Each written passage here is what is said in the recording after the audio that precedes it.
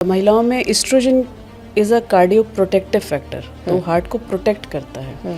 तो जब तक मेनोपॉज नहीं आता तो women have a little protection. Stress cardiomyopathy नाम की कंडीशन होती है जो महिलाओं में ज़्यादा पाई जाती है। बाईपास के बाद भी आज की तारीख में तीसरे चौथे दिन पेशेंट घर चला जाता है। उसके बाद लोगों को लगता है मेरी हार्ट सर्जरी होगी, पता नहीं मैं अभी कितने और साल हूँ। अब तो हो गई ना, अब ठीक हो गया। क्या जिम करने से हार्ट की प्रॉब्लम आ सकती है? यंग एज में हार्ट अटैक्स आ रहे हैं, तो इसकी क्या कारण है? क्या ऐसा नहीं होना चाहिए कि मेडिकल कॉलेज में भी कुछ ऐसे इस तरह की चीज़ें आ जानी चाहिए? तो एक गुड न्यूज़ देना चाहती हूँ कि डाउन सिंड्रोम में ओपन हार्ट सर्जरी का सक्सेस अच्छा है। लाइन ही गलत थी। लाइन ही गलत थी। लाइन ही गलत नई थी। लाइन खींचनी हाँ, पड़ी। नई लाइन खींचने की ज़रूरत थी। मैं वो नज़ारा नहीं भूल सकती क्योंकि मैं दिल्ली हाई कोर्ट के उस रूम में खड़ी थी। तो मनीष सिसोदिया जी एडवर्टाइज़ कर रहे थे कि हमने स्पेशल नीड्स बच्चों के लिए 3% रिजर्वेशन कर दिया है, तो हमारी सरकार की उपलब्धि है।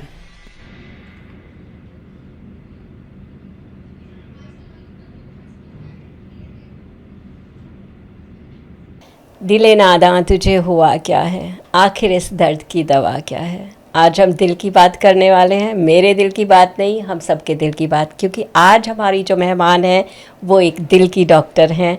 और दिल की डॉक्टर होने के साथ साथ में वो और भी बहुत सारे क्षेत्रों में अपनी योग्यता साबित कर चुकी हैं। वो डाउन सिंड्रोम अवेयरनेस के लिए बहुत काम कर रही हैं। और इससे वो क्यों जुड़ी हैं, ऐसा लाइफ में क्या हुआ था कि वो डाउन सिंड्रोम अवेयरनेस से जुड़ी हैं, इस पे काम कर रही हैं। तो आइए मिलते हैं हमारी आज की गेस्ट से जो हैं डॉक्टर अमिता सिंघल। डॉक्टर सिंघल, आपका बहुत बहुत स्वागत है। Thank you so much. Thank you Parul, it's a pleasure to be here. अभी अभी हम सुन रहे हैं चारों तरफ कि वर्ल्ड हार्ट डे आ रहा है, तो वर्ल्ड हार्ट डे ये क्यों? एक्चुअली ये सब एफर्ट्स होते हैं अवेयरनेस जनरेट करने के लिए जनरल पॉपुलेशन में। इसी तरह 29 सितंबर को हर साल हम हार्ट इश्यूज़ पे अवेयरनेस जनरेट करने के लिए इसको मनाते हैं जी। तो इसमें जितने भी वेरियस हैं, अवेयरनेस की बहुत ज़्यादा ज़रूरत है क्योंकि कार्डियक इश्यूज़ में प्रिवेंशन बहुत इम्पॉर्टेंट है। अच्छा जी, कुछ लोग होते हैं जिनको रिस्क फैक्टर्स होते हैं, hypertension, diabetes, obesity, cholesterol, smoking है, अनहेल्दी लाइफस्टाइल्स हैं, सीडेंट्री लाइफस्टाइल्स हैं। इन सब को अगर हम प्रिवेंट कर सकें अवेयरनेस के द्वारा तो हमारा काफ़ी कम हो जाता है वो लेवल, डिजीज़ लोड कम हो जाता है। आप एक और भी एसोसिएशन से जुड़ी हुई हैं जो विनकार्स करके है, जिसमें विमेन कार्डियोलॉजिस्ट ही हैं और वो जी। विमेन के लिए ही काम कर रही हैं। वो बिल्कुल क्या है? बिल्कुल। विनकार्स is women in cardiology and related sciences. Okay. ये शुरू करा गया था विनकार्स तकरीबन 10 साल पहले by a group of women cardiologists, by the women for the women. Okay. तो इसमें ये लोग फोकस हम लोग करते हैं वुमेन्स कार्डियक हेल्थ पे। ओके। तो उनका एक जर्नल भी होता है, Indian journal of cardiac disease in women, जिसमें हम रिसर्च करते हैं, पब्लिश करते हैं, and the focus is on cardiac issues in women and the whole association is run by women. अच्छा। इट्स नॉट लाइक अ नारी मुक्ति और ऐसा कुछ नहीं है। It is like we take support from our men colleagues also and we are, it's a very harmonious thing, but it is mainly run by the women cardiologists, and we hold annual conferences also. जो world women's day है 8 मार्च को जो हम celebrate करते हैं, तब annual conference करी जाती है विंकर्स की। उस समय हम अपने जो भी साइटेशन, जो भी वर्क हैं, प्रोजेक्ट्स हैं, वो सब करते हैं, मिलते हैं, नेटवर्किंग होती है, and we discuss our cases there. मैंने कुछ फोटोग्राफ्स देखे हैं फेसबुक पर उससे जुड़े हुए। जी, काफ़ी एंजॉय भी कर रहे होते हैं आप लोग वहाँ पर। तो it is a special connection actually between women cardiology. See there are so many other issues also. One thing is of course we are focusing कि वुमेन्स कार्डियक हेल्थ क्यों इम्पोर्टेंस देना, क्योंकि ऑल ओवर द प्लानट ऐसा सिर्फ India में नहीं है, India में और ज़्यादा है, इंडिया का है या डेवलपिंग कंट्रीज़ का है, जहाँ पर women cardiac health has been an issue, neglected issue, बहुत सारे सोशल फैक्टर्स की वजह से भी। उसके अलावा कुछ डिजीज़ेज़ हैं जो स्पेसिफिक हैं महिलाओं में। अच्छा जी, तो इन सब के फोकस के अलावा विमेन कार्डियोलॉजिस्ट के थोड़े बहुत इशू और होते हैं, जैसे किसी भी क्षेत्र में होते हैं। As women progress in their career, तो वो थोड़े छोटे मोटे जो इश्यूज आते हैं वो they come together and it is happy feeling. So we try to overcome those obstacles also. ठीक है, हाल मिल जाता है एक दूसरे से। आपने जैसा कि कहा, ये मेरा अगला सवाल भी होने वाला था कि क्यों ऐसी ज़रूरत पड़ी कि विमेन कार्डियोलॉजिस्ट को एक ऐसा बाय वुमेन फॉर वुमेन बनाना पड़ा कि क्या क्यों निगलेक्ट हो जाती है? क्या डॉक्टर से या मेडिकल प्रोफेशनल से निगलेक्ट हो जाती है, या वो खुद भी निगलेक्ट करती हैं? मोस्टली मैं ये तो नहीं कहूँगी कि डॉक्टर से निगलेक्ट होने का कोई कारण नहीं है। डॉक्टर की नज़र में तो पेशेंट है, ऐसा नहीं है कि महिला पेशेंट है या पुरुष पेशेंट है तो उनकी इम्पोर्टेंस में कोई फ़र्क होगा। मेरे एक्सपीरियंस में ऐसा कभी नहीं हुआ। हाँ, पेशेंट के पार्ट पे ऐसा होता है कि महिलाएं अक्सर रिपोर्ट करने में देर कर देती हैं, अपने सिम्टम्स बताने, अपनी फैमिली मेम्बर्स को ही सिम्टम्स बताने में लेट कर देती हैं, या टाल देती हैं कि अभी ये काम ख़त्म हो जाए तब देखूंगी, ये काम ख़त्म हो जाए तब देखूंगी। तो उनको अपना बॉडी का अवेयरनेस आने में या एक्नॉलेज करने में थोड़ा सा टाइम लग सकता है। फिर सोशियो इकोनॉमिक इश्यूज़ की वजह से ऐसा होता है, हम अपनी प्रैक्टिस में देखते हैं कि फैमिली मेम्बर उसको मेडिकल हेल्प के तक ले जाने के लिए थोड़ा सा टाइम लगा सकते हैं। I would not generalise this, पर ऐसा भी होता है। लेकिन डॉक्टर, यहाँ पे ऐसा है कि कार्डियोलॉजिस्ट के पास अगर कोई भी पेशेंट जा रहा है, वो चाहे महिला है या पुरुष है, वो शायद उस नज़रिए से देखें, लेकिन अगर मान लो हम एक जनरल फिजिशियन के पास जा रहे हैं और बहुत सारे सिम्टम ऐसे होते हैं जो महिलाओं के, तो क्या वहाँ मिसडायग्नोस नहीं हो सकता है, या कुछ देरी हो सकती है ये पहचानने में कि इस महिला को जो सिम्टम्स हैं वो महिलाओं से जुड़ी हुई बीमारियों के या उस तरीके से नहीं है और वो सिर्फ हार्ट के हैं? ऐसा जनरली होना नहीं चाहिए। महिलाओं से जुड़ी बीमारी मोस्टली अनीमिया होता है एक कॉज, जिसमें ब्लड लॉस होता है महिलाओं को, और एनीमिया की वजह से सांस फूल सकता है जी। और जो महिलाएं जिनको ऑलरेडी हार्ट का प्रॉब्लम है, उनमें यदि अनीमिया है तो उन महिलाओं को और ज़्यादा सांस फूल सकता है, वो चीज़ प्रेसिपिटेट हो जाती है। एंजाइना भी यदि होगा तो वो प्रेसिपिटेट हो जाएगा अनीमिया की वजह से। वहाँ एक फैक्टर होता है जो प्रेसिपिटेटिंग फैक्टर आ जाता है। पर वहाँ एक होता है, फिर हम बेसिक टेस्ट जनरल फिजिशियन के लेवल पे भी बेसिक टेस्ट जैसे हीमोग्राम, जिसमें हमें हीमोग्लोबिन पता चल जाता है, बेसिक टेस्ट जैसे ईसीजी, ये सब कराए जा सकते हैं before referring to a physician या कार्डियोलॉजिस्ट ऑल्सो। अच्छा, तो क्या सिम्टम अलग अलग होते हैं दोनों में? सिम्टम्स तो मेनली कार्डियक के 3 हैं, जो 3 मेन सिम्टम्स होते हैं कार्डियक के। सबसे इम्पॉर्टेंट और सबसे स्पेसिफिक सिम्टम होता है एक्सर्शनल हार्ट के मामलों में, कि जब भी हम कोई एक्सर्शन करते हैं, फिजिकल स्ट्रेस होता है, तब हमारे सिम्टम्स जो हैं वो बढ़ जाते हैं यदि उनका ओरिजिन हार्ट है तो। जैसे चलते समय सांस फूलना, हम अगर वो कहते हैं मैं 2 मंजिल सीढ़ियाँ चढ़ जाता था, आधी मंजिल चढ़ने में ही सांस फूल जाता है। तो जो हमारे एक्सर्शन पे कोई सिम्टम बढ़ जाता है, that points towards cardiac issues. सांस फूलना, छाती में दर्द होना, धड़कन बढ़ जाना, बिना एक्सर्शन के धड़कन बढ़ जाना, तो ये सब कार्डियक की तरफ पॉइंट करते हैं। ओके।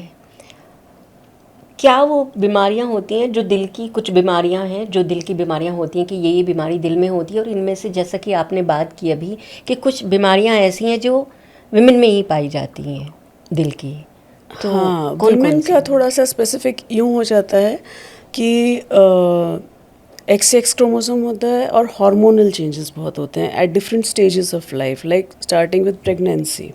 प्रेगनेंसी में बहुत सारे हार्मोनल चेंजेस होते हैं। Then there are certain diseases जो प्रेगनेंसी से रिलेटेड होती हैं कार्डियक। जैसे एक सिचुएशन होती है पेरीपार्टम कार्डियोमायोपैथी, जो प्रेगनेंसी के लास्ट ट्राइमेस्टर में कुछ महिलाओं को हो जाती है, और कई बार वो पकड़ाई में नहीं आती क्योंकि लास्ट ट्राइमेस्टर में वैसे भी सांस फूलता है, तो कई बार वो कन्फ्यूजन हो जाता है। और कई बार तो ऐसा भी होता है कि वो लास्ट ट्राइमेस्टर में हार्ट का इशू पकड़ाई में तब आता नहीं और डिलीवरी के समय सामने आ जाता है। अच्छा। और तब जाके पता चलता है कि ये इशू चल रहा है। हाँ। तो उसमें थोड़ा सा अवेयरनेस होना ज़रूरी है कि दिस कंडीशन एग्जिस्ट्स, और उस समय हम अगर थर्ड ट्राइमेस्टर में जो गर्भवती महिला है यदि वो कंप्लेन कर रही है कि सांस फूल रहा है और वो अनयूजुअल लग रहा है, उस समय हीमोग्लोबिन नॉर्मल है और अनयूजुअल सांस फूल रहा है कि जितना नहीं होना चाहिए, नॉर्मली जितना होता है, और अदरवाइज़ तो अब इतना अवेयरनेस एक्चुअली आ चुका है, अवेयरनेस आ चुका है, अवेलेबिलिटी ऑफ इन्वेस्टिगेशन ज़्यादा है, एक्सेसिबिलिटी टू मेडिकल केयर ज़्यादा है, तो पिक हो जाता है। अनलेस बिल्कुल ही पेरिफेरी में है जहाँ पर हमारे पास बेसिक इन्वेस्टिगेशंस अवेलेबल नहीं हैं, तो वहाँ कई बार मिस हो जाता है। और क्या क्या मेजर बीमारियां हैं हार्ट की जो लोगों को होती है? क्योंकि कई बार हम सुनते हैं कि बाईपास सर्जरी हुआ है और कई बार सुनते हैं कि वॉल रिप्लेसमेंट हुआ है, तो क्या क्या ऐसी मेन जो चीज़ें हैं जिनके लिए हमें ध्यान रखना चाहिए? हाँ, सबसे कॉमन तो महिलाओं में या पुरुषों में जो भी कहें, कॉर्नरी आर्टरी डिजीज़ जो सबसे जो हम कहते हैं हार्ट अटैक आ गया है, इस तरह से हो गया, तो वो है। उसके लिए चेस्ट पेन अगर होता है तो तुरंत ईसीजी कराया जाता है, ब्लड के टेस्ट कराए जाते हैं और तुरंत एक्शन भी लिया जाता है। That is what ideally it should be. उसके अलावा महिलाओं में कुछ प्रॉब्लम्स हैं जो महिलाओं में oestrogen is a cardio protective factor, तो हार्ट को प्रोटेक्ट करता है। तो जब तक मेनोपॉज नहीं आता तो women have a little protection. Menopause के बाद रिस्क जो है समान सा हो जाता है। हार्ट अटैक और कोरोनरी आर्टरी डिजीज़ की यदि हम बात करें, उसके अलावा जो वाल्व की प्रॉब्लम्स हैं, विमेन में ऑटो इम्यून डिसऑर्डर्स ज़्यादा होते हैं। अच्छा। जिसमें भी वाल्व अफेक्ट हो सकता है। अच्छा। तो वो एक चीज़ है जो होता है। तीसरा एक स्ट्रेस कार्डियोमायोपैथी नाम की कंडीशन होती है जो महिलाओं में ज़्यादा पाई जाती है। अच्छा, ये क्यों होती है? स्ट्रेस से? स्ट्रेस कार्डियोमायोपैथी स्ट्रेस से होती है। अच्छा। हाँ, तो ऐसे बहुत बार कहते ऐसा भी, बहुत कम केसेस में ऐसा भी होता है कि हमें पता नहीं चलता कि क्यों हुई है। It is also called as broken heart syndrome और Takotsubo cardiomyopathy, because Takotsubo was a scientist who described it. तो उसमें बेसिकली किसी भी प्रकार का स्ट्रेस, चाहे वो फिज़िकल हो, चाहे इमोशनल हो, चाहे मेडिकल स्ट्रेस हो, किसी को कैंसर हुआ है, उसका डायग्नोसिस पता चला है, या फिर कैंसर होने के बाद उसकी जो कीमोथेरेपी चली है या सर्जरी हुई है किसी वजह से, या अदरवाइज ऑल्सो किसी पेशेंट की सर्जरी हुई है, तो that is a medical stress on the body. अच्छा। It's not an emotional stress but medical stress हो गया वो। तो तब भी इस स्थिति में मरीज़ कई बार आ जाते हैं जो स्ट्रेस कार्डियोमायोपैथी होती है। अच्छा। तो उसमें एक अच्छी बात कहें तो ये है कि कुछ समय में वो रिवर्स हो जाती है, इम्प्रूव कर जाती है, पर वो मरीज़ फिर भी थोड़ा सा एक एट रिस्क ज़्यादा रहते हैं as compare to general population. तो उसके लिए कुछ नहीं करना होता? उसके लिए दवाइयाँ दी जाती हैं और हमें ये रूल आउट करना होता है कि वो एक्चुअली हार्ट अटैक नहीं है, क्योंकि वो बहुत सिमिलर हो सकता है हार्ट अटैक के। अच्छा, तो ये रूल आउट करने के लिए क्या कोई हाँ जी, इन्वेस्टिगेशंस किए जाते हैं, ईसीजी में कुछ चेंजेस आते हैं, एको में चेंजेस आते हैं, एंजियोग्राफी करके देखा जा सकता है कि वो कोई कोरोनरी ऑब्स्ट्रक्टिव डिजीज़ तो नहीं है, क्योंकि उसके लिए इमीडिएट एक्शन लेना ज़रूरी होता है। यदि वो नहीं है तो हमें दवाइयों पे रखना होता है मरीज़ को।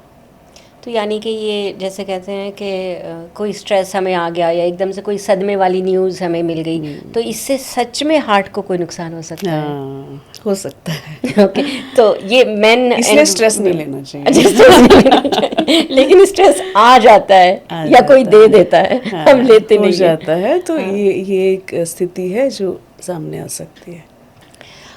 तो ऑटो इम्यून की भी जो कंडीशंस हैं वो विमेन में ज़्यादा होती हैं? हाँ, विमेन में ज़्यादा पाई जाती हैं, 2 गुना ज़्यादा होती हैं पुरुषों से। और उसका कारण भी स्ट्रेस?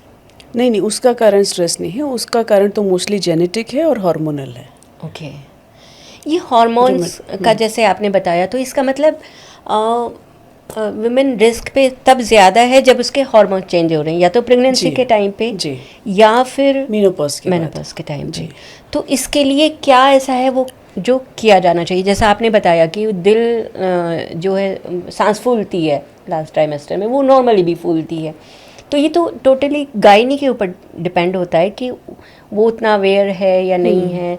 तो इसके लिए क्या हम एज अ पेशेंट भी हम कैसे अपने आप हमें रिपोर्ट करना है।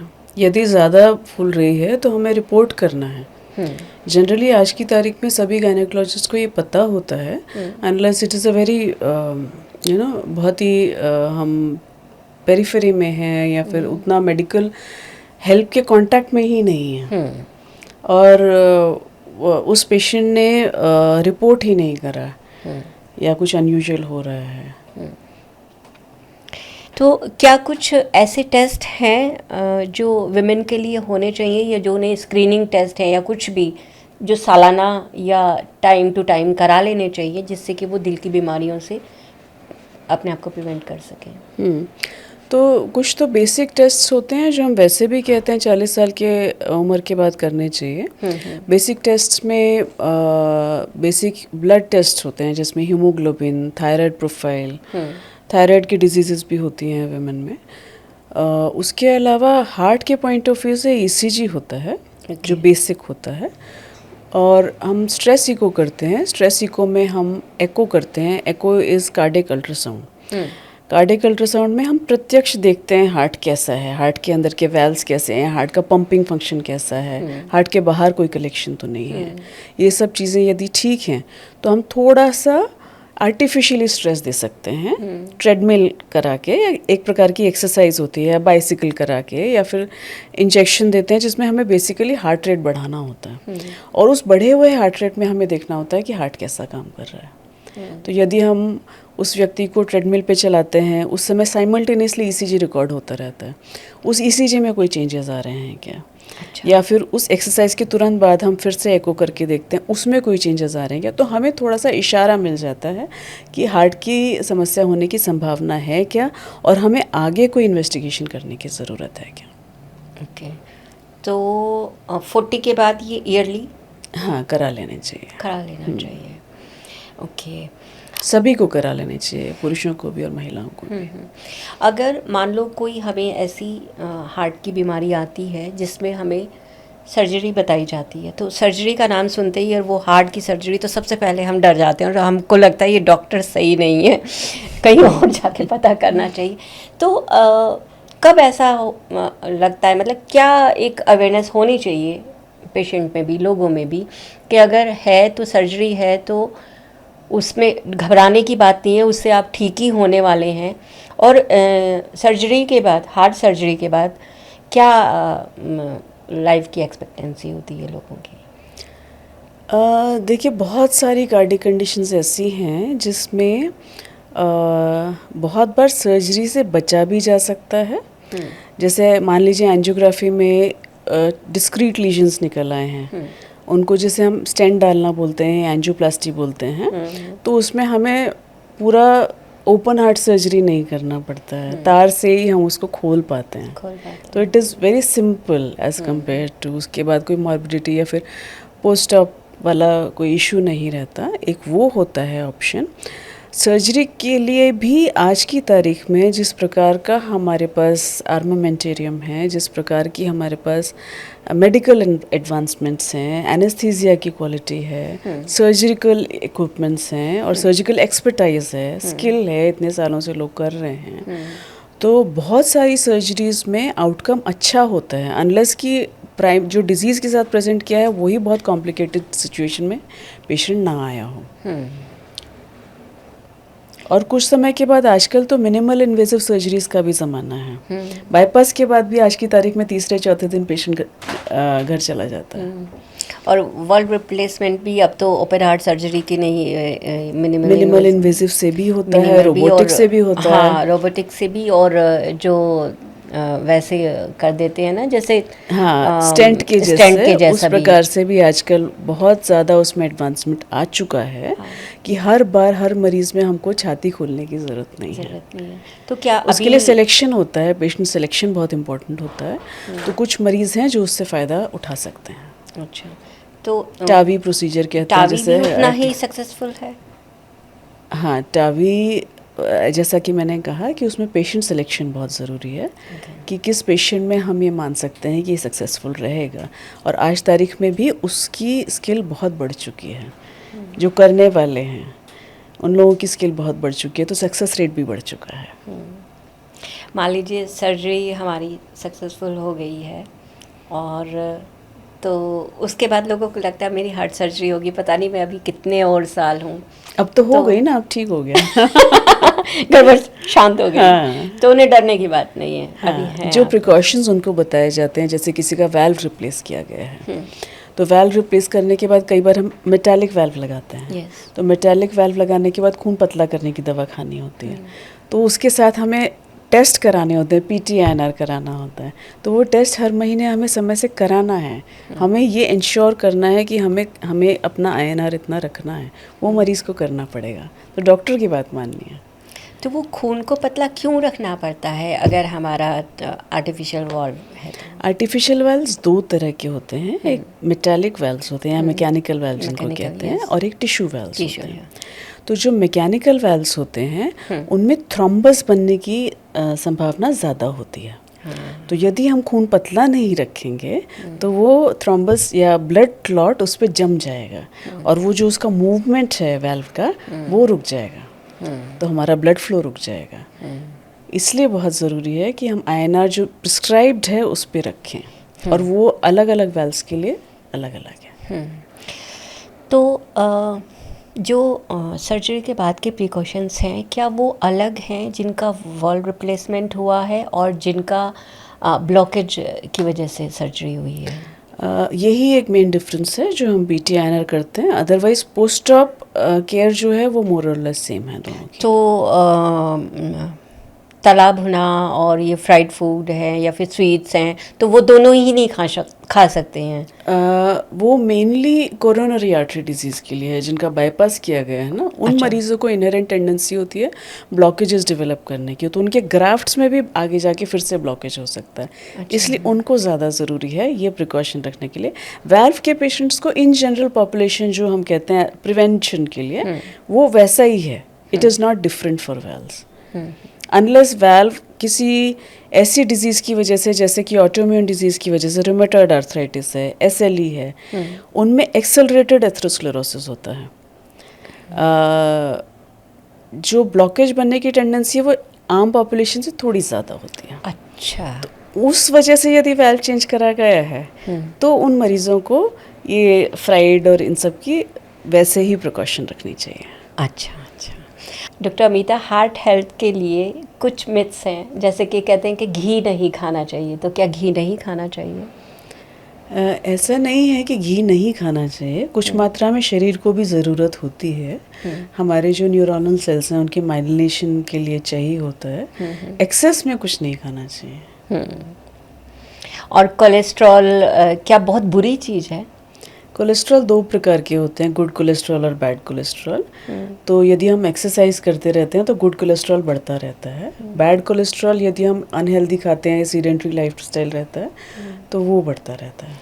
क्या जिम करने से हार्ट की प्रॉब्लम आ सकती है, और क्या जिम करने की कोई एज होती है या एक्सेसिव कोई भी एक्सरसाइज? ये बहुत अच्छा सवाल और बहुत ज़रूरी सवाल मैं समझती हूँ कि आपने पूछा है, क्योंकि हम लोग बहुत सारे मरीज़ ऐसे देखते हैं आज की तारीख में कि बच्चे जाते हैं जिम करने के लिए and they don't know how to do it properly, बहुत एक्सेसिवली करते हैं। और दूसरा, वो कई बार मसल बिल्डिंग प्रोटीन्स या कुछ ऐसे दवाइयाँ ले लेते हैं जिसकी वजह से हार्ट पे बहुत असर आ जाता है। We have actually lost young people due to that.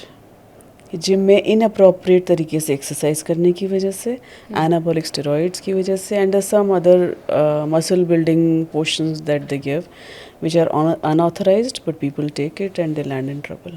तो किस तरह की चीज़ें हैं जो जिम में जाने पे जो नहीं खाने चाहिए, जैसे कुछ क्या प्रोटीन वहाँ पे लेते हैं लोग, वो नहीं लेना चाहिए? हाँ, प्रोटीन का तो उसका भी एक हमारे शरीर को जितनी ज़रूरत है उतना ही लेना चाहिए। उसके अलावा कुछ दवाइयाँ हैं जो एनाबॉलिक स्टेरॉइड्स वगैरह लेते हैं, और अपने आप में जिस तरह की एग्रेसिव वेट लिफ्टिंग करते हैं, जब हम वेट लिफ्टिंग करते हैं तो हमारा ब्लड प्रेशर बहुत ऊपर बढ़ जाता है। अच्छा। And day in and day out अगर वो व्यक्ति कर रहा है, कई कई बार कर रहा है, तो कई कई बार हार्ट को बहुत हाई बीपी फेस करना पड़ता है। तो कुछ लोगों में उसकी वजह से परेशानी हो जाती है। और एक आजकल ये भी बहुत आ रहा है कि बहुत यंग एज में हार्ट अटैक्स आ रहे हैं, तो इसकी क्या कारण है? बहुत बार तो फैमिली हिस्ट्री होती है, तो यंग लोग भी प्रीडिस्पोज्ड होते हैं कि अर्ली उसमें। उसके अलावा स्मोकिंग होती है, और एथेरोस्क्लेरोसिस, लिपिड्स, ये सब कारण भी होते हैं। Stress is a very important reason in young population which is precipitating this. Then pollution, हम लोग कोई स्मोक नहीं भी कर रहा तो we are actually breathing cigarettes. So that is a very important risk factor for heart attack in young people. Doctor Amita, down syndrome awareness के लिए आप बहुत काम कर रही हैं। डाउन सिंड्रोम जो एक तरह की इंटेलेक्चुअल डिसेबिलिटी है, और इसकी अवेयरनेस के लिए आप मेडिकल फेटर्निटी के लिए भी एंड जनरल पॉपुलेशन के लिए भी, ये दिल का इलाज करते करते इधर कहाँ जाना हो गया? इसका तो एक्चुअली एक पर्सनल रीज़न है। मेरा बेटा है, मेरा 15 साल का जर्नी है डाउन सिंड्रोम रिलेटेड इश्यूज से, क्योंकि मेरा 15 साल का बेटा है।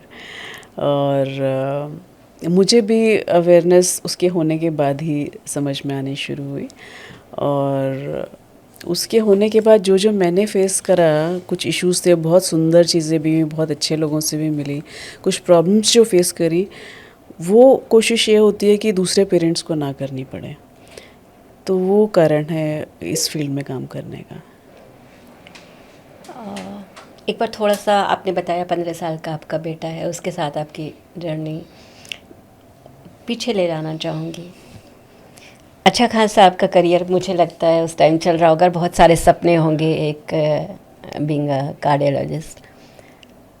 जब वो न्यूज़ आया कि बच्चा स्पेशल नीड है, तो किस तरीके से चीज़ों को लिया गया था? उस समय तो बहुत मुश्किल था, सच कहूँगी, बहुत मुश्किल था, क्योंकि एक्सपेक्टेड नहीं था, तैयार नहीं थे मेंटली ऐसा कुछ होगा, बिल्कुल सोचा नहीं था। और ऐसा ही होता है ज़्यादातर पेरेंट्स जिनके बच्चों को डाउन सिंड्रोम होता है कि वो तैयार नहीं होते हैं।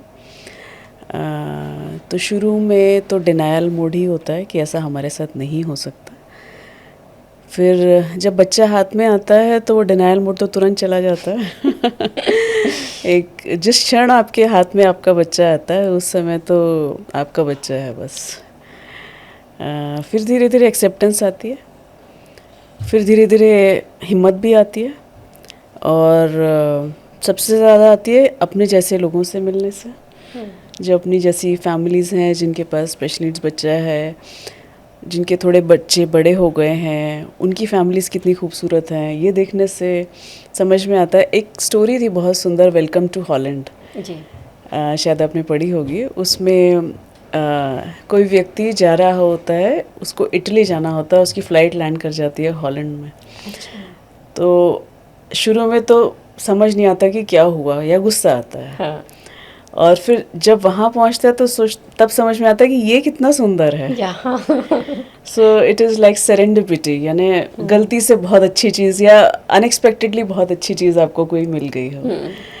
तो अभी ये सोचने में ऐसा ही लग रहा है और ऐसा ही है, बट उस समय it is difficult, it is very difficult. तो एक डॉक्टर होने के नाते आपको कुछ हेल्प मिली इसमें? हाँ, शायद ये कि शुरू में क्योंकि काफ़ी हेल्थ कंसर्न्स होते हैं और बहुत सारे कॉलीग्स हमारे होते हैं, फ्रेंड्स होते हैं जो, तो उस तरह से बहुत हेल्थ इश्यूज़ की वजह से ऐसे दर दर भटकना नहीं पड़ा शायद। तो बहुत सपोर्ट हो जाता है मेडिकल फ्रेटर्निटी में रहने की वजह से। आपको क्या लगता है, क्या अभी भी 15 साल से तो आपकी भी ये यात्रा शुरू है, अभी भी क्या ऐसी चीज़ें हैं जो हमारी सोसाइटी में उस तरीके से नहीं ली जा रही है स्पेशल नीड्स के लिए जिस तरीके से ली जानी चाहिए? अवेयरनेस की कहाँ कहाँ ज़रूरत है? बच्चे के लिए यदि सोचें तो अवेयरनेस की तो शुरू से ही सबसे पहले तो मुझे लगता है फैमिली के अंदर ही, फैमिली के अंदर जल्दी आ जाती है क्योंकि बच्चा उसमें रहता है और बच्चा तो अपने आप प्यार खींच लेता है। घर से बाहर निकलता है, स्कूल में जाता है, तो स्कूल में काफ़ी, मैं कहूँगी 15 साल में जैसे मैं देख रही हूँ तो बहुत फ़र्क है अवेयरनेस के लेवल में। टीचिंग स्टाइल्स में, टीचर्स की मेंटालिटी में, दूसरे बच्चों के पेरेंट्स की मेंटालिटी में, फिर इन जनरल सोसाइटी में, नेबरहुड में there has been a lot of change, positive change for good, and but still a lot needs to be done. और उसमें ऐसा नहीं मैं कहूँगी कि इकोनॉमी, वो एक चीज़ मैंने बहुत सुंदर देखी है एक्चुअली जब से मेरी जर्नी शुरू हुई है ना, तो ऐसा नहीं है कि ज़रूरी नहीं है कि क्वालिफ़िकेशन लेवल या फाइनेंशियल लेवल में बहुत ज़्यादा अवेयरनेस का, सेंसिटिविटी का फ़र्क पड़ जाता है। तो मैंने बहुत इकोनॉमिकली वीकर लोगों में बहुत ज़्यादा सेंसिटिविटी भी देखी है, और बहुत ज़्यादा फाइनेंशियली स्ट्रॉन्ग लोगों में इनसेंसिटिविटी भी देखी है। तो I think it is all here. So but I think general awareness के लिए, that is because they don't no, it's not their fault. उन्होंने कभी देखा ही नहीं है जिन लोगों ने कि ऐसा भी होता है हमारे समाज में। जिन बच्चों ने नहीं देखा कि हमारे क्लासरूम में स्पेशल नीड्स बच्चे भी होते हैं, उनसे सेंसिटिविटी एक्सपेक्ट करना थोड़ा मुश्किल है, अनफेयर भी है। तो it is on our part, it is on the part of education system that they ensure that diversity exists. तभी ना हम सबको सेंसिटिव कर पाएंगे। तो आज की अब जो स्कूल्स हैं जिनमें स्पेशल नीड्स बच्चे हैं, आप सोचिए पूरी जनरेशन 14 साल एक बच्चा एक स्कूल में बिताता है, और कितने सैकड़ों बच्चे हर साल पास आउट हो जाते हैं 12th के बाद। तो यदि वो बच्चा पिछले 14 साल में अपने चारों तरफ स्पेशल नीड्स बच्चे को देख रहा है, तो वो पूरी एक जनरेशन आप समझ लीजिए सेंसिटिव होके निकली है उस स्कूल से। और हर साल ऐसी जनरेशन, हर साल एक सेट ऑफ चिल्ड्रन उस स्कूल से निकल रहा है, वो समाज में जा रहा है। तो हम स्प्रेड कर रहे हैं right from school, right from nursery, we are generating that sensitivity. हाँ, लेकिन कई बार जब किसी को इस तरह से डाउन सिंड्रोम या किसी और उससे बच्चा ऐसा पैदा होता है, तो जो डॉक्टर्स न्यूज़ फैमिली को देते हैं, कई बार हम देखते हैं कि सेंसिटिव वो भी नहीं रहते हैं। वहाँ तो नॉलेज एंड अवेयरनेस है, वहाँ पर क्या गड़बड़ हो जाती है? This is actually my mission in life, breaking the news, because I think that is the most crucial moment. क्योंकि पेरेंट्स तैयार नहीं हैं, आप उनको एक ऐसी बात बताने वाले हो कि उनकी लाइफ, अभी मैं ये नहीं कह रही कि लाइफ अच्छे के लिए बदलने वाली है, बुरे के लिए बदलने वाली है, पर उनकी लाइफ बदलने वाली है हमेशा के लिए। उनकी पूरी फैमिली की बदलने वाली है, उनके ग्रैंड पेरेंट्स के लिए भी चेंज आने वाला है मेजर। तो अगर आप ऐसी कोई बात बता रहे हो तो it is very important to be sensitive. So what we do is कि हमने ये कोशिश करी है, या this is what do we say, एक मोमेंटम शुरू करने की कोशिश करी है, जिसमें we try to reach out to all the birthing places, जहाँ पर पहले हम अवेयरनेस जनरेट कराते हैं ऑब्स्टेट्रिशियंस के अंदर, अटेंडिंग नियोनेटोलॉजिस्ट जो चाइल्ड बर्थ पे जो पीडियाट्रिशियन अटेंड करते हैं उनके अंदर, अबाउट डाउन सिंड्रोम। तो जिस समय भी वो ब्रेक कर रहे हैं उससे पहले वो मेंटली प्रिपेयर्ड रहें, या हमेशा एक ज़रूरी नहीं है कि जिस समय वो करना है, बट दे शुड नो कि ऐसी सिचुएशन में हमने कैसे करना है। तो दे शुड नो कि आगे बच्चे जाके क्या क्या करते हैं। थोड़ा सा उनको डाउन सिंड्रोम, क्योंकि ऐसी चीज़ है जो आपको बर्थ पे पता चल जाती है, बेबी की शक्ल देख के पता चल जाती है, बेबी के फीचर्स देख के आपको पता चल जाती है, आप उसको कंफर्म करते हो कैरियोटाइपिक हाँ, से, बिल्कुल। पर आपको पता चल जाता है, अंदाज़ा हो जाता है कि ये सिचुएशन है। तो उस समय आपको कुछ बातें ध्यान में रखनी है। हम लोग उनको, ऐसा नहीं है they don't mean well, it's not like that, they do mean well, but they need to be aware. देखिए, उन्होंने बच्चा तब देखा है जब बच्चा पैदा हुआ है, उनको नहीं पता कि 10 साल के बाद बच्चे का क्या होगा, या बच्चा कहाँ पहुँच जाएगा, 20 साल के बाद कहाँ पहुँच जाएगा, 30 साल के बाद एडल्टहुड में कहाँ तक जिएगा। Things have changed in the past 30-40 years, things have changed dramatically for people with special needs in general and also for Down syndrome. हम लोग जानते हैं कि बच्चे आजकल क्या क्या कर रहे हैं। तो ये वाली अवेयरनेस जब हम ये पिक्चर उनको दिखाते हैं, न्यूनेटोलॉजिस्ट को दिखाते हैं, जो आउटसेट पे, जो बच्चे के पैदा होने के बाद, उसका एक्सपीरियंस तो बच्चे के पैदा होने पर ही है ना, आगे का तो नहीं है ना। नहीं है। तो यदि हम वो पिक्चर उनको पहले दिखा देते हैं तो उनके अंदर कितना पॉजिटिव और कितना होप आ जाता है। इतने सारे डॉक्टर्स हैं, सबको कैसे आप कांटेक्ट कर पाएंगी? क्या ऐसा नहीं होना चाहिए कि मेडिकल कॉलेज में भी कुछ ऐसे इस तरह की चीज़ें आ जानी चाहिए? तो यही एफर्ट है। In fact we reach out to conferences of to pediatricians when they are attending conferences, so that generation awareness is generated there, और फिर वो आगे आगे अपनी अपनी जगहों पे जब जाते हैं तो उसको परकुलेट कर देते हैं। Also, we have tried to generate awareness through medical journals of neonatologists and pediatricians. तो उसमें भी we have seen, and it is a phenomenon which exists throughout the world. ऐसा नहीं है कि इंडिया में awareness कम है. I have spoken to people in US, in Europe, in other countries. वहाँ पर भी immediately there is a sense of grief and loss of hope only for them if they are breaking the news. So there is a valid reason for that, ना, as I said, कि उनको नहीं पता कि आगे जाके बच्चा क्या करने वाला है। तो जैसे ही वो पता चल जाता है, वो लोग खुश होते हैं। हाँ। जब हमने किसी भी डॉक्टर को बच्चे की 10 साल के बाद वाली पिक्चर दिखाई है, या सिचुएशन दिखाई है, या उसकी लाइफ के बारे में बताया है, तो वो लोग बहुत खुश होते हैं, और उनको तब विश्वास होता है, तब वो जाके रिफ्लेक्ट करता है कि वो पेरेंट्स से, जो नए पेरेंट्स हैं जिनको अभी डायग्नोसिस मिलने वाला है, उनसे किस तरीके से बात करते हैं। And we have seen a change in India. छोटे छोटे लेवल्स पे भी उनको पता होता है कि जब बच्चा पैदा हुआ है डाउन सिंड्रोम का, तो मुझे क्या इन्वेस्टिगेशंस कराने हैं, कितनी होप देनी है, उनको कनेक्ट करना है दूसरे पेरेंट्स के साथ। That is very important. उसके बाद तो पेरेंट्स समझ जाते हैं। हाँ, उसके बाद तो आप वैसे भी समझ जाते हैं। कभी कभी हल्का हल्का आता है।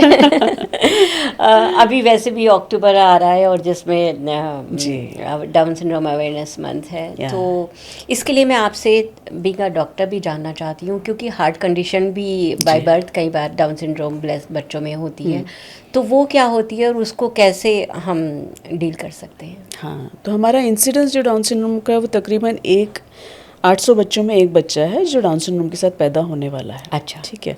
अब जितने बच्चे हमारे पैदा हो गए हैं, उसमें से तकरीबन आधे बच्चों को हार्ट का प्रॉब्लम रहेगा। अच्छा।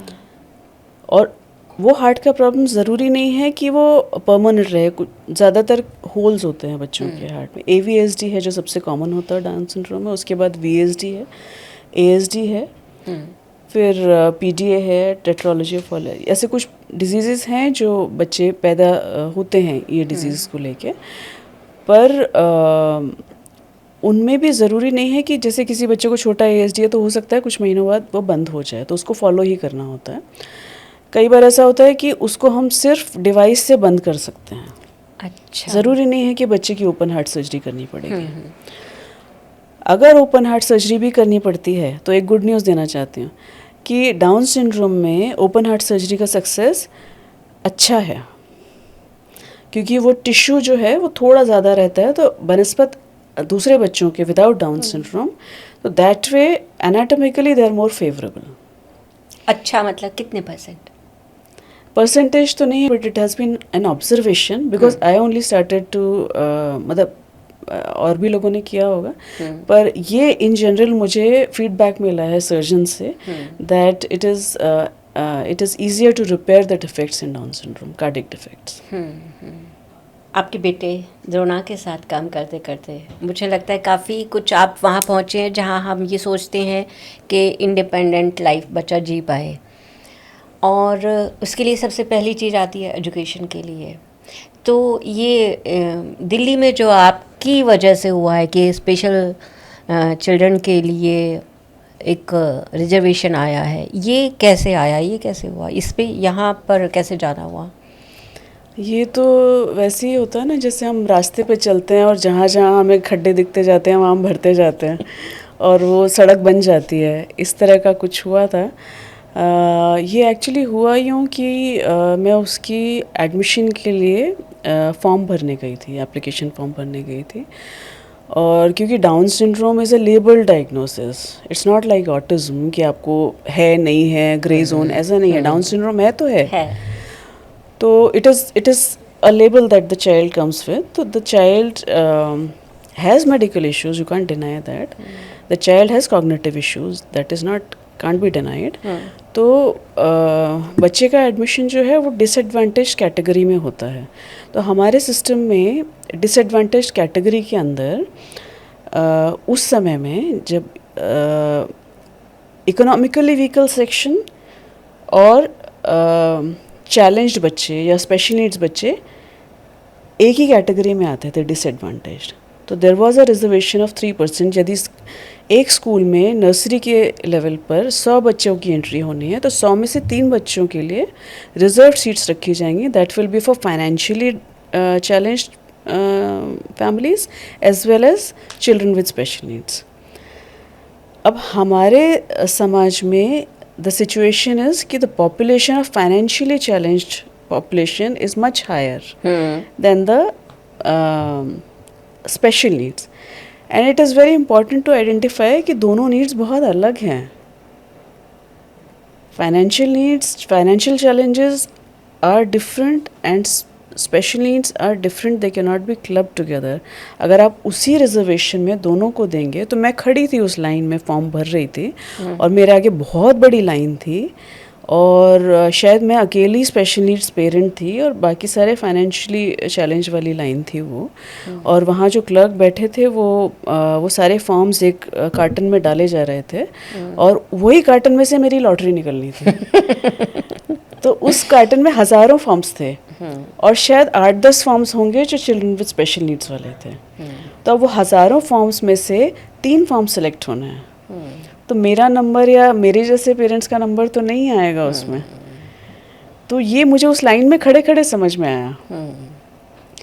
तो I started writing to, line ही गलत थी, लाइन ही गलत थी। लाइन ही गलत, नई लाइन खींचनी, हाँ नई लाइन खींचने की ज़रूरत थी। तो ये मुझे नहीं समझ में आया था, उस लाइन में खड़े होते समय मुझे समझ में आया। Then I started to write to a lot of schools. One school and one principal, I would say, Mrs. Amita Mullah Vatel, जिस स्कूल की मैं लाइन में खड़ी थी उस समय, और जब मुझे it occurred to me कि this is wrong and this is not going to work like this, तो I wrote to her and she really supported me. And तब मैंने बहुत सारे I reached out to a lot of people and I went to that time एक actually बड़ा unfortunate या बड़ा interesting हुआ भी था ऐसा कि मैंने बहुत सारे लेटर्स लिखे, ईमेल्स लिखे, मुझे कुछ सोल्यूशन नहीं मिला उस बात का। That was a existing system, और कोई एग्जिस्टिंग सिस्टम चल रहा होता है ना तो उसको चेंज कर पाना बहुत मुश्किल होता है। तो उस समय चीफ मिनिस्टर मिस्टर आम आदमी पार्टी की सरकार चल रही थी और उस समय I went to the chief minister, क्योंकि मेरे को कोई सोल्यूशन मिल नहीं रहा था और मुझे समझ नहीं आ रहा था कि इस पॉलिसी को कैसे चेंज किया जाए, because we need a separate reservation. आप भले 1% दो पर स्पेशल नीड्स का अलग करो और फाइनेंशियल नीड्स का अलग करो, क्योंकि बच्चा घुस ही नहीं पाएगा कोई भी ऐसे किसी स्कूल में। तो I went to him and मैंने अपनी बात रखी सामने। तो मुझे उन्होंने कहा कि आप ये तो हेल्थ मिनिस्ट्री सेंट्रल गवर्नमेंट में आता है, तो आप मिस्टर कपिल सिब्बल के घर के सामने जाके धरना दे दीजिए। अच्छा। तो मैं तो थैंक यू करके वापस आ गई वहाँ से, और मुझे समझ में आया कि मुझे रास्ता नहीं मिलेगा ऐसे। तो I went the legal way. And for the records, I would like to say one of the parents, Hiral's mother, Poonam Singhal, she really was a big pillar of support at the time. And we got together, कुछ हम और parents सारे मिले, and we went the legal way. कुछ हमें lawyers भी मिले जो pro bono काम कर रहे थे, और उस समय फिर हमने we filed public interest litigation, और हमने वो फाइल करी and we went to the court. और जिस दिन हमारी सुनवाई होनी थी, मैं वो नज़ारा नहीं भूल सकती, क्योंकि मैं दिल्ली हाई कोर्ट के उस रूम में खड़ी थी, एक कोने में जाके खड़ी हो गई थी, और बहुत सारे भीड़ थी, बहुत सारे लॉयर्स थे. तो हमारे लॉयर ने भी अपनी बात रखी और वो सरकारी लॉयर ने भी बात रखी. और अब तक मैं ना I was not having hope, like it was like कि मैं इतने सारे लोगों को अप्रोच कर चुकी थी, ऑफिशियली मिल चुकी थी, लेटर्स लिख चुकी थी, एंड नथिंग वॉज मूविंग. सो मैं वहाँ खड़ी थी, और जैसे ही शुरू हुआ ना, तो द जज started contesting for our side. The जज वॉज फाइटिंग फॉर अस. वाह. तो इतने हफ्तों बाद मुझे उस दिन अचानक ऐसा लगा कि जो मैं इतने दिनों से कहने की कोशिश कर रही हूँ, कोई समझ नहीं पा रहा, वो जो पर्सन है जिसको समझने की ज़रूरत है, उसको समझ में आ गया. And I was just quietly, and there were tears rolling down my eyes, and then everything started to fall into place. फिर it was a milestone judgment actually. जब 3% रिजर्वेशन अलग से रखा गया प्राइवेट अनएडेड स्कूल्स में for children with special needs. सरकारी school में था पहले से वो प्रोविज़न, प्राइवेट अनएडेड स्कूल्स में नहीं था. And that judgment has been taken. उसके बाद कुछ और प्रोविजंस भी दिए गए, जैसे age concession, fee concessions for children with special needs. उसके साथ साथ बहुत सारे और प्रोविजंस आ गए सिस्टम में, और एक सिस्टम बनाया गया जिसमें जो भी पेरेंट्स सीख कर रहे थे nursery admission for special needs children, उनका एक पॉइंट ऑफ कांटेक्ट दिया गया डिपार्टमेंट ऑफ एजुकेशन में. नोडल ऑफिसर्स, नोडल एजेंसीज बनाए गए जिनको वो कांटेक्ट कर सकते हैं, और वो फैसिलिटेट करते हैं, उनसे प्रेफरेंसेस मांगते हैं आपके स्कूल की, और फिर वो मदद करते हैं आपको एडमिशन दिलाने के लिए. और साथ ही स्कूलों में भी प्रोविजंस बढ़ाए गए for taking care of children with special needs. और इस जजमेंट को फिर एज एन एग्जांपल भी यूज़ करा गया दूसरे स्टेट्स के अंदर. अच्छा, वाह. या सो आपको बहुत बहुत धन्यवाद इसके लिए. आई थिंक द धन्यवाद गोज टू आवर चिल्ड्रन. कि वही होता है ना कि जहाँ आपको परेशानियाँ होती हैं वह रास्ता बनाया जाता है. फिर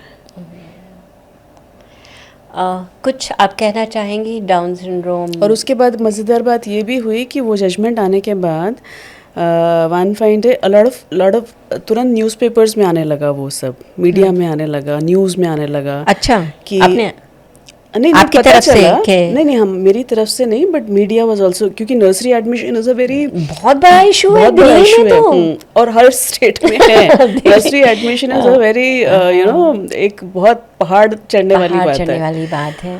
तो जब नर्सरी एडमिशन का टाइम आता है, नर्सरी एडमिशन की वैसे भी जब वो सीज़न आता है ना नर्सरी एडमिशन्स का, तो उस समय मीडिया में भर जाता है वो, टॉप स्कूल्स ये हैं, रेटिंग्स आने लग जाती हैं स्कूल्स की एंड ऑल दैट. तो ये वाला इशू भी था, and there were journalist in the court also that time, and everything was started flashing, and all this started. And within a week I think I was driving home, और radio चल रहा था car में, तो मनीष सिसोदिया जी advertise कर रहे थे कि हमने स्पेशल नीड्स बच्चों के लिए 3% रिजर्वेशन कर दिया है, तो हमारी सरकार की उपलब्धि है. तो again I smiled and moved on. But the good thing was कि children started getting admission the right way. बिल्कुल. अभी हालांकि बहुत लंबा रास्ता है कि नॉर्मल स्कूल्स में हमारे बच्चे आखिर तक पढ़ें. बहुत अगर एडमिशन आते भी हैं तो किसी न किसी कारण की वजह से हो जाता है. कुछ आप बताना चाहेंगी केयर गिवर्स के लिए या पेरेंट्स के लिए जो डाउन सिंड्रोम ब्लेस्ड बच्चों के साथ काम करते हैं? एक्चुअली एज पेरेंट्स, जो भी पेरेंट्स इन्वॉल्व होते हैं उनको समझ में भी आने लग जाता है कुछ समय बाद कि हमें बच्चे के साथ क्या करना है. ऑनेस्टली जो सबसे इम्पॉर्टेंट बात है, जो मैं मैसेज देना चाहती हूँ कि नंबर 1 ये ना सोचें कि अगर मैं यहाँ भागूँ, अगर मैं वहाँ भागूँ, इस थेरेपिस्ट से मिल लूँ, उस थेरेपिस्ट से मिल लूँ, इस डॉक्टर से मिल लूँ, ये कर लूँ, पैसे खर्च कर लूँ, उस शहर में चला जाऊँ, उस देश में चला जाऊँ, और पैसे लगा दूँ, और टाइम लगा दूँ, तो सब ठीक हो जाएगा. The answer lies inside the home. जिस तरीके से आप बच्चे के साथ इंटरेक्ट करते हो, जिस तरीके से थोड़े टाइम बाद ना खुद को ही कंडीशन करना पड़ता है, या हो भी जाता है अगर आप माइंडफुल हो. It's just about mindful parenting. It's just like mindful parenting of the neurotypical child also. बिल्कुल उसी प्रकार से हमारे बच्चे, हर बच्चा अलग होता है. ये बच्चा थोड़ा सा और अलग है ना. तो उसमें भी अगर हम थोड़ा सा माइंडफुल हो जाते हैं तो हमें समझ में आ जाता है. तो हम रोज़मर्रा की चीज़ों में, रोज़मर्रा की दिनचर्या में, शुरू में मेडिकल इश्यूज़ हैं, उसके लिए I agree, you need to spend money also, you need to spend time also, resources also, वो लगता है. But apart from that, how to bring that child up, वो बच्चा सिखा देता है. और बाकी चीज़ें जो है, हम थोड़ी ऑनलाइन रिसोर्सेज इतने सारे अवेलेबल हैं which do not require a lot of money. तो वहाँ से हम सीख के किस तरीके से करना है, थोड़ा सा ये ध्यान रखें कि हाँ इस चीज़ में इम्प्रूवमेंट आ रहा है. All these things take time but they do happen. और हम खुद समझ लें, हम खुद सीख लें, तो हम बच्चे को खुद ही करा सकते हैं. ऑलवेज टेल द पेरेंट्स कि instead of going to the therapist every day, वहाँ पर you spending every day for a class, आप सीख लीजिए. आप या तो कोई सपोर्ट रख लीजिए अपने पास घर में, जिसको शायद आपको कम पैसे देने पड़ेंगे. आप उसको सिखा दीजिए. अगर आप काम पे जाते हैं, अपना काम भी मत छोड़िए, आप उनको सिखाइए, और तो आपकी कंसिस्टेंसी भी आ जाएगी. और आप सिर्फ सुपरवाइज़ करिए, आप मॉनिटर करिए कि वो चीज़ें हो रही हैं घर में कि नहीं हो पा रही हैं, तो आपको रिजल्ट्स बेटर मिलेंगे. यहाँ आपने जो बात की कि अपना काम भी मत छोड़िए, एक सवाल बहुत आता है कि बहुत सारी मदर्स हमने देखी हैं ऐसी, स्पेशल बच्चा आता है तो वो अपना काम छोड़ देती हैं, करियर को एक तरफ रख देती हैं. कई बार बहुत ज़रूरी हो सकता है कि कुछ हालात ऐसे हैं, कुछ लेकिन समय के लिए होता है. आप क्या ये सजेस्ट करेंगी, या फिर ऐसा सोचती हैं कि ऐसा किया जाना चाहिए? नहीं, मैं तो बहुत स्ट्रांगली ऐसा फील करती हूँ कि कभी भी मन में ये गिला नहीं आना चाहिए कि मुझे अपने बच्चे की वजह से कुछ छोड़ना पड़ा. वो तो आपके लिए भी हेल्दी नहीं है और बच्चे के लिए भी हेल्दी नहीं है. सच में आप आज कर लोगे, कल को सोचोगे. It also varies a lot, because बहुत सारे पेरेंट्स मैंने देखे हैं वो बहुत डेडिकेटेड है, उनको तसल्ली उससे मिलती है कि मैंने अपने बच्चे के लिए खुद ये सब करा. तो then it is a different case scenario ना. अगर उनको तसल्ली उससे मिलती है, अगर वो डेलीगेट नहीं कर पा रहे हैं किसी और को वो काम, या कई बार हमको नहीं भी मिलता है, दूसरे देशों में भी होता है कि हेल्प नहीं मिल पा रही होती है. हमारे देश में तो फॉर्चुनेट है हमकी मिल जाती है. तो वहाँ पर पेरेंट्स के लिए चैलेंज रहता है, उनको खुद ही करना पड़ता है, छोड़ना भी पड़ता है. पर आई वुड से कि अगर वो सिचुएशन है कि अगर आपको हेल्प मिल जाती है तो, और ऐसा हो भी पाता है बहुत बार कि we can continue our professional lives and take care of our child also simultaneously. And women, I hope कि ऐसा ज़्यादा हो सके, और जहाँ नहीं हो रहा वहाँ पे भी कोई ना कोई रास्ता निकल सके. एक्सटेंडेड फैमिली से सपोर्ट ले सकते हैं, क्योंकि लास्ट में तो जाके वो बच्चे के फ़ायदे के लिए ही होगा. अगर आप अच्छा कर रहे हैं, लाइफ स्टाइल आपका अच्छा हो रहा है, तो बच्चे का भी अच्छा होगा.